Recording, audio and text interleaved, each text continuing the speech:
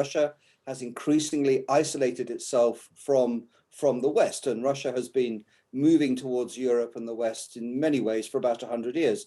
And this war has reversed that. Russia is now moving east, and its connections to China, to India, to many non-aligned countries, and now to Iran, show that Russia isn't that isolated. It's just having to change the way that it supports its economy and trades with people and supplies gas. Time to invite you into our daily briefing room, where one of our leading tactical and strategic minds with years of experience as a general officer at the highest level of military command shares their insights into the current state of the war in Ukraine. Joining us today is General Sir Richard Barrons, former Commander, Joint Forces Command. Sir Richard, welcome to the show this afternoon. Good afternoon. Now, last night, the White House warned that Russia is planning to annex more territory in Ukraine by installing proxy officials and holding illegitimate public referendums. Now, we've seen some of these tactics before. Do you think we're likely to see that type of activity this summer? So I don't think this is a new thought, in as much as it has always been clearly the Russian objective to take the Donbass and annex it into the Russian Federation. The only new thing today is they're starting to say it'll be more than the Donbass. They would like to get to Kherson in the south and Kharkiv in the north, and they wouldn't rule out going further than that. So we should be quite clear that Russia intends to make as much of Ukraine as it can seize part of Russia at the outcome of this war. And so, Richard, just to take a step back, just give us a bit of a state of the nation on where things are, because it does feel there's a lot happening in politics in this country. We've just been debating the Conservative Party leadership. We have high inflation. The issue of Ukraine has possibly sort of dropped down the agenda.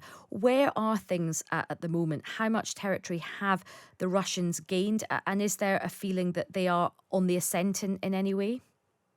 So Russia has occupied today around about 25% of Ukraine, having sat on about 7% of it when the war opened in February. And what's playing out in front of us, even if we choose to focus on other things most of the time, is probably the defining conflict of the 21st century so far, in that at stake is the way the world works, our own security, our prosperity, our sense of our own values. So we should be very closely interested in the outcome, and it is finely balanced. From the Russian perspective, because they keep calling it a special military operation and don't seem to want politically to mobilize their civil society or industry, they are really scratching around for people. There's now pulling in new battalions of volunteers who would have had no more than 30 days military training, and that's a clear sign of running out of places to find people. They've expended a huge amount of ammunition and equipment. They've taken enormous casualties. And unless they were to change that and mobilize, they probably don't have the capacity this year to get a whole lot further than they have now, unless the Ukrainians give way. And the Ukrainians are not about to give way, but they have not found a way of stopping this inexorable, grinding Russian advance based on the application of an enormous amount of artillery. And the way they stop that advance is by being connected not just to Western platitudes, but Western money and will and industry and weapons. And it's the arrival of these longer range precision weapons that are having an effect. But they're in such tiny numbers that Russia will know that if it can destroy those, it will quickly return to the ascendancy. Interesting. That's a really interesting analysis.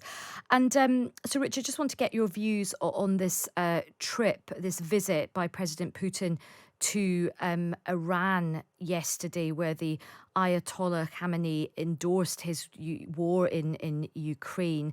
Of course, Turkey was also involved in this meeting.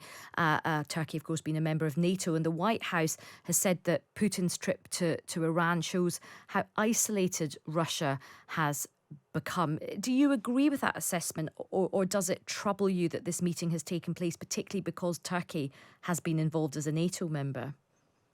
I think we should be very realistic about this. So in the way this war has turned out, Russia has increasingly isolated itself from the West, and Russia has been moving towards Europe and the West in many ways for about 100 years. And this war has reversed that. Russia is now moving East, and its connections to China, to India, to many non-aligned countries, and now to Iran, show that Russia isn't that isolated. It's just having to change the way that it supports its economy and trades with people and supplies gas. And we should be absolutely clear that for all the sanctions that we're now applying to Russia, and they are having an effect, if Russia can reproduce the relationship it had with us with countries in the East, then its ability to fund and continue this war will be extended.